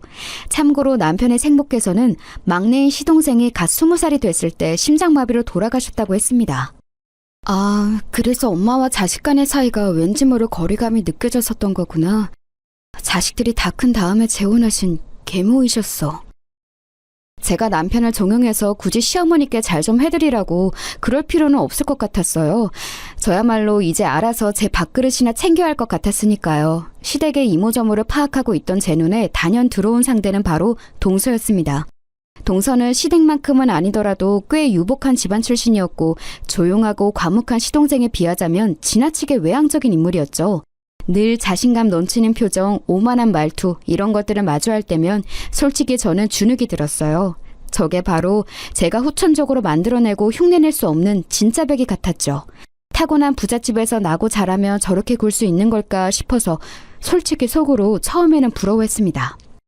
다 마신 물컵을 아무렇지도 않게 시어머니께 전달드리면서 치우세요라는 눈치를 보내는 동서를 목격했을 때는 엄청 놀랐었지만 굳이 놀란 티를 내진 않았고요. 가만히 물컵을 치우는 시어머니를 보면서 제가 앞으로 어떻게 처신해야 할지를 열심히 계산했었네요. 기묘한 줄다리기를 이어가듯이 그렇게 지냈던 것 같아요.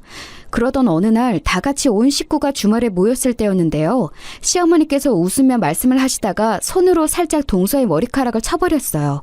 그건 아프지도 않고 아무것도 아니잖아요? 그런데 동서가 인상을 휙 쓰면서 시어머니를 째려보더니 잠시 후 아무도 몰래 거실과 밑창으로 시어머니의 발등을 꾹 한번 눌러박는 게 아니겠어요? 하필 이런 것들을 저만 목격했기에 저는 표정 관리하느라 애를 썼죠. 그러다가 다들 각자 대화를 나누느라 어수선한 분위기일 때 시어머니와 동서가 단둘이 이동하는 모습을 봤습니다. 복도 끝방으로 들어가더라고요. 제가 그걸 따라가 봤죠. 너, 내가 이 말 안 하려고 그간 참고 또 참고 그렇게 인내하면서 지냈는데 기어이 내 입에서 이 말이 나오게 만드는구나. 너 혹시 내가 새엄마라고 계모라고 우습게 보는 거니? 그래서 나 만만하게 여기는 거야? 왜 그렇게 생각을 하셨어요? 저는 전혀 어머님을 그렇게 여긴 적 없는데요? 착각하신 거예요. 어머님 스스로가 계모라는 사실 때문에 열등감 품고 계셔서 지금 이러시는 거 아닌가 모르겠네요. 집안도 변변치 않으시니 열등감 품으실 요소는 많죠. 들려온 대화 내용에 제가 깜짝 놀라서 얼른 손으로 입부터 틀어막았어요.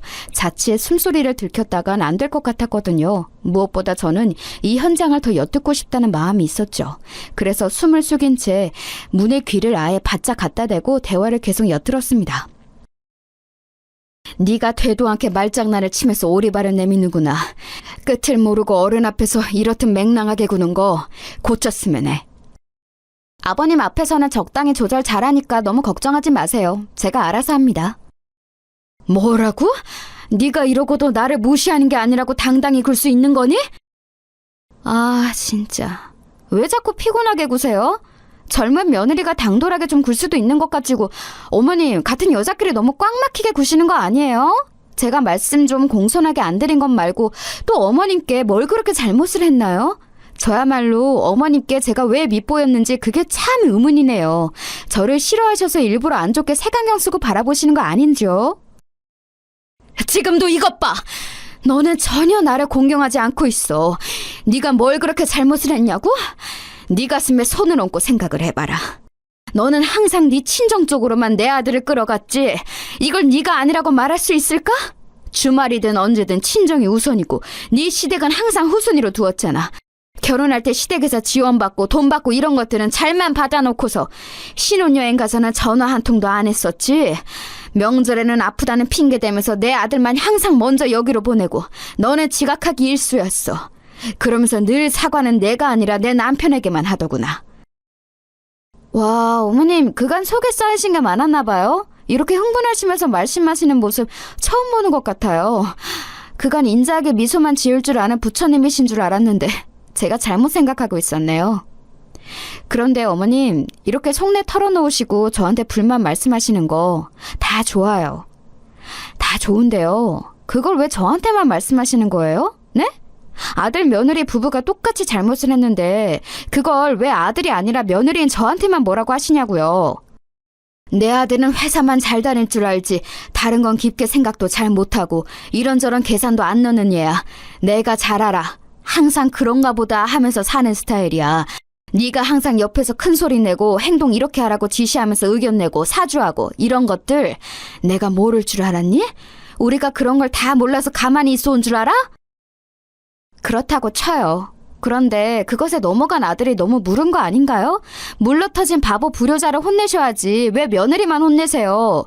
이거 너무 불공평하네요. 아무래도 저를 싫어하시기 때문에 색안경 쓰시고 꼬투리 잡으시고 싶어서 어머니께서 혈안이 되신 거라는 그런 저희 생각이 점점 더 확고해지네요.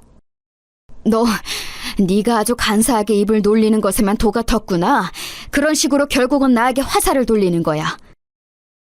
어머님, 제가 지금 무슨 틀린 말씀을 드린 건가요? 저는 맞는 말씀만 드린 거예요. 아니라고 생각하시면 그냥 따박따박 반박을 하시면 될 것 가지고 굳이 제 탓으로 마무리를 지으시려는 건 다름 아닌 어머님이시라고요.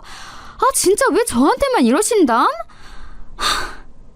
아, 혹시 아들에게는 직접 이런 말씀 못 하시는 게 진짜 엄마가 아니라서 그러시는 건가요? 생모가 아니라 계모니까? 그러면 제가 또 어느 정도는 참작을 해서 이해를 해드릴게요. 동서가 사람 속을 완전히 뒤집어 놓기로 작정을 한 모양인지 깔깔거리면서 엄청 크게 웃음을 터뜨렸어요. 단지 엿두고 있는 것뿐인데도 제 심장이 다 쿵쿵거렸고 속이 막 울렁거리는 감각이 들었습니다. 당사자인 시어머니께서는 심경이 어떠셨을까요? 비웃음을 늘어놓고 나서 신나게 웃고 난 동서가 이런 소리를 덧붙였습니다. 아, 이제 자연스레 이해가 되셨겠다. 그쵸? 이해?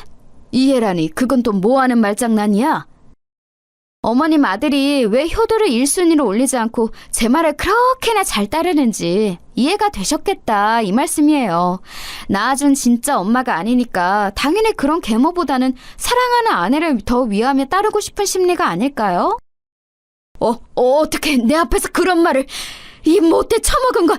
너 이러는 건 내 아들이, 내 남편이 속속들이 알고 나서도 너를 옹호해 줄 것 같아?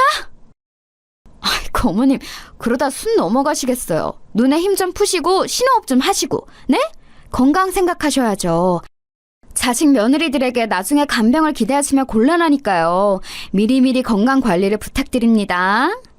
아, 그리고 어머님 아들, 어머님 남편 앞에서 제가 알아서 잘할 테니까 하여간 걱정하지 마시고요. 그냥 얌전히 하던 집안일이나 계속 하세요. 가만히 조용히 그렇게 있는 게 어머님한테는 최고로 잘 어울려요. 아셨죠? 동서가 그렇게 말하자 풀썩 주저앉는 소리가 문 너머에서 들려왔어요. 시어머니께서 다리에 힘이 풀려 주저앉으신 모양이었습니다. 그러자 동서는 코웃음을 치며 부축을 해드릴 용의 따위는 전혀 없는지 문 쪽으로 걸음을 옮기더군요. 발소리가 가까워지는 것에 저는 얼른 문에서 멀어지려다가 동서의 마지막 말까지 들었어요. 아, 참고로 굳이 저하고 이런 대화를 나눴다는 거 아무한테도 주둥이 안 나불대셨으면 좋겠어요. 이건 어머님을 위해서 드리는 조언이기도 해요. 작은 며느리한테 이런 취급을 받는 시어머니라니. 그거야말로 스스로의 위신을 깎아먹고 계모라서 고작 이것밖에 안 된다고 다른 사람들에게 광고하는 꼴밖에 더 되겠어요? 안 그래요? 말을 함부로 하는 것에도 정도가 있지. 정말이지 동서가 해도 해도 너무하다는 생각이 그제서야 들었습니다. 주먹을 불끈 쥐었던 저는 그러나 동서가 문을 열어젖히자 재빠른 속도로 기둥 뒤에 몸을 숨기고 말았어요. 동서는 반대편으로 곧장 걸어가는 바람에 저를 보지 못하였죠. 저는 스스로 내가 지금 왜 숨었을까 이런 생각이 들어서 혼란스러웠습니다. 자괴감 같은 게 들었죠.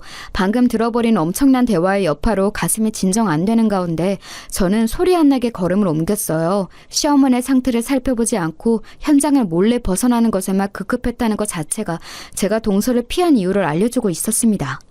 저는 시어머니의 편에 서서 동서와 대치를 하고 싶지 않았던 거예요. 그럴 용기 따위는 없었던 것이죠. 속으로 어차피 나는 상관없어 이런 비겁한 생각이나 하면서 아무것도 엿듣지 않은 사람처럼 행동했습니다. 그러나 그날 집으로 돌아가던 차 안에서 문득 사이드 미러로 쳐다보다가 깨달았어요. 동서가 나오느라 그 문이 열려져 있었단 사실을 말입니다. 그 사이로 시어머니께서 제가 지나가는 모습을 보셨을지 마셨을지 그건 알 수가 없었어요. 저는 뒤도 돌아보지 않고 발소리를 죽여서 멀어지는 것에만 집중하고 있었으니까요. 열려있던 문을 간과했던 것, 그 쓰라린 실수 때문에 한동안 저는 가슴을 졸여야만 했습니다. 캥기더라고요. 왠지 그날 제가 목격당했을 것 같다는 짐작이 들어서 시어머니를 똑바로 쳐다보기가 어려워졌어요. 하지만 사람이라는 건 적응의 동물이자 망각의 동물이더라고요.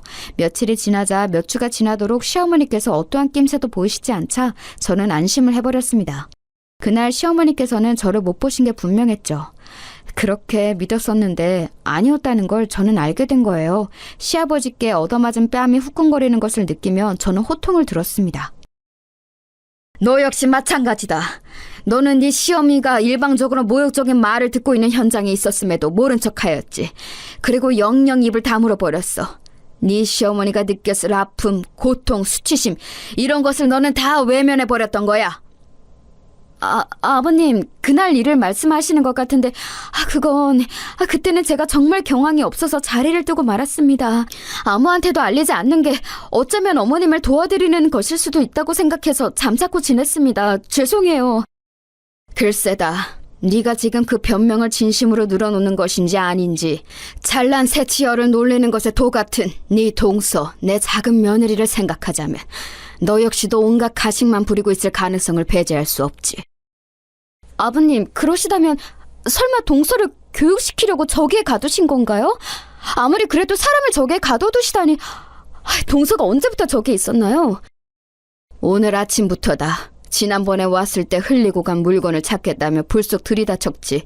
멋대로 찾아보게 두었더니 작은 애가 슬쩍 어디로 향했던 줄 아냐? 바로 여기야. 여기서 자기가 흘린 걸 찾느라 두리번거리더구나. 정신없이 바닥을 살피고 있길래 내가 나타나서 이걸 보여주며 말했지. 시아버지는 그렇게 말씀하시면서 바지 주머니를 뒤적거려 작은 물건 하나를 꺼내 드셨어요.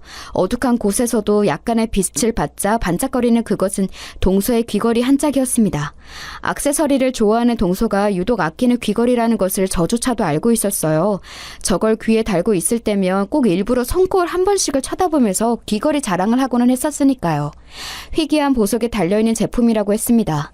그런데 그걸 동서가 굳이 이런 지하실에 흘렸었다는 게 의문이었을 때 시아버지께서 동서 앞에 나타나 뱉으셨다는 말씀에 제가 기절할 듯 놀라고 말았습니다. 이걸 찾고 있는 거냐? 네가 네 시어미를 저 좁은 공간에 가둬두고 잠금 장치를 몰래 잠근 후에 도망치느라 흘리고 말았던 이 귀걸이를 다시 찾으러 온 거냐? 동서에게 뱉었던 말씀을 그대로 재현하신 시아버지의 말씀을 듣고 저는 곧장 동서가 있는 쪽을 바라봤습니다. 굳게 닫혀있는 문 너머에서 동서의 떨리는 숨소리가 들려왔어요. 동서가 시어머니를 저기에 가뒀었다니 가히 충격적인 이야기였습니다. 동서, 지금 아버님께서 하신 말씀 정말 사실이야? 동서가 어머님을 거기에 가뒀어? 언제? 왜? 어쩌다가? 그건 있을 수 없는 일이잖아. 해서는 안 되는 짓이잖아. 저도 후회하고 있어요. 후회하고 있다고요. 제가 그날 유기농 채소 좀 얻으려고 들렀는데 어머님께서 혼자 계셨어요. 근데 제가 비닐팩 어디에 있냐고 그걸 여쭤봤는데 자꾸 대답을 안 하시고 저를 무시하시는 거예요. 열받아서 혼자 비닐팩 챙겨다가 채소 담으려고 했는데 암만 해도 비닐팩이 어디 있는지 안 보였어요. 부엌 살림을 들여다본 적이 있어야 알든가 말든가 하죠. 안 보여서 짜증난 와중에 어머니께서는 계속 저를 무시하시고 할 일 하시더니 뭘 챙기시려는지 쟁반 들고 여기 지하실로 향하시더라고요. 제가 따라가면서 말씀을 건네봤지만 그래도 자꾸 무시를 하시길래 이 안에 들어와서 뭘 한참 찾고 계시는 뒷모습을 보자 저도 모르게 그냥 문을 확 닫고 잠금장치까지 걸어버렸어요. 진짜 홧김에 그랬던 거예요. 작정한 건 아니었어요. 동서! 홧김에 그랬다고 쳐. 동서가 워낙 다혈질이니까 순간적으로 그럴 수는 있어. 그래도 얼른 문을 열었어야지. 저도 그러려고 했어요. 그런데 잠근 장치를 바로 열려고 하니까 이게 잘 안 되는 거예요. 달그락 소리가 나니까 안에서 어머니께서 갇히신 걸 아래 차리셨고 그때 저한테 너 작은 애니? 네가 나 가뒀니? 이렇게 말씀을 거시니까 너무 겁이 나서 그냥 도망쳐 버렸어요. 마침 집 밖에 지나가고 있던 택시가 보이길래 손 흔들어서 바로 타버렸고요. 세상에나 정말 어이가 없는 일이었습니다. 사고를 쳤음에 수습을 하면 될 것을 회피를 해버린 동서 때문에 시어머니께서는 휴대폰도 없이 그 안에 들어가서 장장 7시간을 갇혀 계셨다고 했어요. 그런 곳에 들어가 있으면 시간 가는 것도 가늠이 안 되어서 7시간보다 체감 시간은 더 길었을 거예요. 외출하셨던 시아버지께서 돌아오시고 나서야 시어머니는 큰 소리로 도움을 요청해서 당신의 위치를 알리실 수 있었습니다. 그리고 두 분은 지하실 계단에서 동서의 귀걸이를 발견하셨죠. 그때 시어머니께서 눈물을 흘리시며 그간의 모든 수모, 마음고생을 다 털어놓으셨던 거예요. 시아버지께서는 극한의 분노에 휩싸이셨지만 당장 응징하시겠다는 시아버지를 말린 건 시어머니이셨다고 합니다.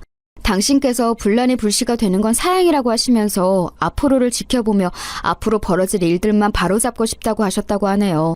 시어머니의 관용에 시아버지도 어느 정도 수긍을 하셨고요. 그런데 동서가 귀걸이를 찾으러 온 모습을 보자 시아버지께서는 그때 일을 추궁하셨던 거죠. 그리고 동서는 너무 찔린 나머지 헛소리를 하고 말았고요. 네? 어머니께서 이 안에 갇혀 계셨다고요? 글쎄요. 제가 무의식적으로 저기 잠근 장치를 걸었었나 안 걸었었나 그건 확실히 잘 모르겠는데 다른 것도 아니고 집에 있는 지하실이니까 그래도 어머니께서 많이 무서워하지는 않으셨을 거예요. 그렇죠? 죄송하다고 사과를 해도 부족할 판국에 그런 소리를 늘어놓으니 시아버지의 화를 돋우고 만 것이었죠. 시아버지께서는 안 무서울 것 같으면 네가 들어가 봐라고 하셨고 동서는 자신의 말을 증명하기 위해 일단 안에 들어갔던 거예요. 그리고 시아버지께서는 잠근 장치를 거신 채 무작정 지하실 밖으로 나오셨죠. 남겨진 동서는 혼비백산이었고요. 일련의 과정들을 알게 된 제가 그 어떤 말도 함부로 뱉을 수가 없어서 고개만 떨구었습니다. 너는 그 젊은 나이로 고작 네 시간에 거기 있었던 걸 가지고 엄살을 다 떠는구나. 너보다 훨씬 나이가 많고 심약한 네 시어머니는 7시간을 훌쩍 넘기도록 그 안에 갇혀 있었고 내 도움으로 나왔을 때는 사지를 떨고 있었으나 너에게 당장 응징하겠다는 나를 열심히도 만류하였어. 앞으로 너에게 기회를 주고 싶다고 말하는 그런 너의 시어미를 네가 반의 반이라도 따라갈 수 있을까? 나는 없다고 본다. 그리고 큰애 너도 마찬가지다. 작은 애가 야비하다면 너는 비겁하기 짝이 없어. 너 역시 할 말이 없어야 마땅해. 시아버지의 말씀 앞에서 저는 진심으로 입이 10개라도 뱉은 말이 없어졌어요. 그 어떤 그럴싸한 변명을 내놓더라도 제 비겁한 행적이 지워지는 건 아니었으니까요. 숙연하게 고개를 떨구고 있던 그때 문 너머에서 동서의 흐느끼는 목소리가 들려왔어요.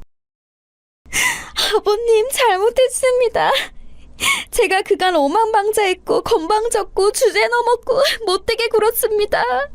그러면 안 되는 거였는데 제가 부족한 인성 때문에 잘못을 저질렀어요. 죄송해요. 어머님께도 정식으로 사과를 드리겠습니다. 제가 조금 놀라서 시아버지를 쳐다봤어요. 동서의 목소리, 그건 들어본 적 없이 진실된 음성이었어요. 그것을 시아버지께서도 느끼신 건지 무표정했던 얼굴에 묘한 기운이 감도는 것이 보였습니다. 잠시 후 시아버지께서는 잠근 장치를 열어주셨어요. 그러자 눈물에 젖은 얼굴로 동서가 힘없이 안에서 걸어 나왔습니다. 동서는 재차 시아버지 앞에서 다시는 건방진 언행을 하지 않겠다고 맹세를 하였으며 시어머니께 따로 정식 사과를 드리겠다고 다짐했습니다. 그리고 저 역시 앞으로는 진심을 다해 시어머니를 공경하는 며느리가 되겠다고 시아버지 앞에서 약속을 드렸어요. 사죄를 하는 며느리들을 두고 시아버지께서는 깊은 한숨을 내쉬셨습니다. 너희들의 잘못이기에 앞서서 내 아들들의 잘못이지. 이 불효자 놈들 정신 똑바로 안 차리면 이제 국물도 없다. 전 재산을 사회에 기부하는 한이 있더라도 그것들에게는 한 푼도 내 돈을 물려주지 않겠다고 선언을 해버리는 수밖에. 제가 화들짝 놀랐는데 제 옆에서 동서는 놀라다 못해 거의 실신할 지경으로 보였어요. 저는 그때 알았죠. 동서가 알아서 시동생의 시큰둥한 태도로 바꾸어 놓을 것이라고요. 저 역시도 남편하고 옳게 마음을 다잡고 잘 해나가야겠다는 생각이 들었으니 시아버지께서는 좋은 수단을 쓰신 걸지도 모르겠습니다. 여행에서 돌아오신 시어머니를 동서가 먼저 따로 찾아뵈었어요. 저는 그로부터 이틀 뒤에 찾아가서 인사를 드렸는데 그때 시어머니께 듣기로는 동서가 굉장히 공손해졌다고 하더라고요. 어머님, 제가 동서를 탓할 군번이 못 되는 것 같아요.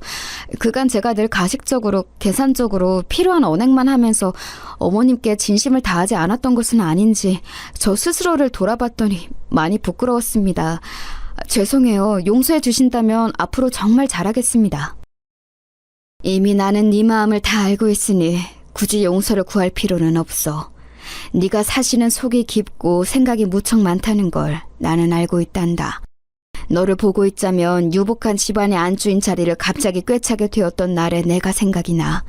나에게 충실한 남편, 비록 살가운 자식들은 아니지만 그래도 나를 외면하지는 않기에 그것만으로도 고마웠던 삼남매. 내가 누리면서 동시에 책임져야 할 것들이었지. 행복하고 가슴 벅찼지만 어딘가 늘 초조했어. 내 자리가 아닌 것 같아서 걱정으로 악몽을 꿀 때도 많았어. 그런데 너를 보면 그 시절의 내가 떠올라. 시어머니께서 말씀을 이어가시는데 이상하게도 저는 눈물이 주르륵 흘러내렸어요. 아무도 알아차리지 못한 저조차도 애써 묻어두었던 제 내면 깊숙한 곳에 감춰진 모습을 시어머니께서 보셨다고 생각하니까 놀랍기도 했고 누군가 저를 알아주었다는 생각으로 감동에 차기도 했습니다. 그네야, 인생을 내가 지금까지 살아보니까 내가 사랑하는 사람들도 정말 소중하지만 나를 사랑해주는 사람들만큼 고마운 존재들은 없더라. 누군가에게 사랑받는 것은 정말 어려운 일이더라. 그런 존재들에게 늘 감사해야 돼. 그래야 인생이 더욱 가치 있어지고 의미 있어져. 저는 시어머니께서 왜 그런 말씀을 하시는지 알 것 같았어요. 고민하던 저는 오래간만에 언니를 찾아갔습니다. 자매가 단 둘이 마주 앉으니까 좀 어색하더라고요. 사는 이야기부터 조금씩 나누면서 그렇게 대화를 풀어갔어요. 그리고 저는 언니에게 미안하다는 말을 건넸죠. 늘 제가 옳다고 생각하며 언니의 모든 것을 깎아내리고 얕잡아 보았던 것. 스스로가 그랬던 것을 저는 너무나도 잘 알고 있었기에 그 점들을 솔직하게 고백하고 언니에게 사과했습니다. 그런데 사실은 언니, 나는 언니가 부러웠던 걸지도 모르겠어. 나는 세상을 원망하지 않으면, 성공을 목표로 삼지 않으면 하루도 제정신으로 버티기 힘들어서 일부러 악바리처럼 굴었는데 언니는 그런 게 없어도 늘 하루하루를 여유롭게 웃는 얼굴을 살았으니까 그런 게 진짜 강인함이라고 생각했었던 것 같아. 그래서 나는 어쩌면 언니한테 질투가 나서 더욱 모진 말을 뱉었었나 봐. 제 진심 어린 사과를 들은 언니는 깜짝 놀라더니 무척 고마워했어요. 용기를 내어서 사과를 해준 것이 대단하다며 저를 축켜 세워주었죠.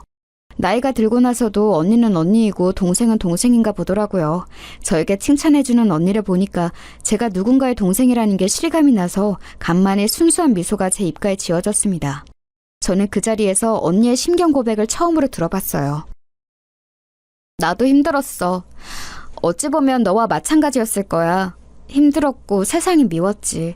아르바이트를 하면서는 들장미 소녀 캔디 마냥 외로워도 슬퍼도 나는 안 울어 이러면서 씩씩하게 행동했지만 늘 아프고 힘들었고 화상 입은 곳들이 쓰라렸고 집으로 가는 길에는 엉엉 울었어. 버스비가 아까워서 집까지 늘 걸어 다녔던 그 밤들이 서글펐어.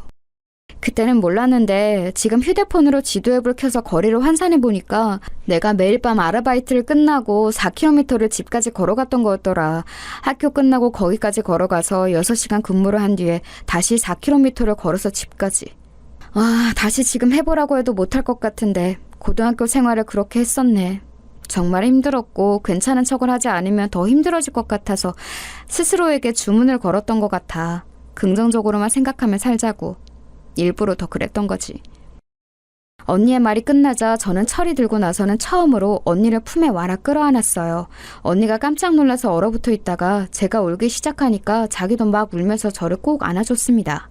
이렇게 별거 아닌 대화로도 저희는 속마음을 확인할 수 있었고 사이좋은 자매가 될 수 있었어요.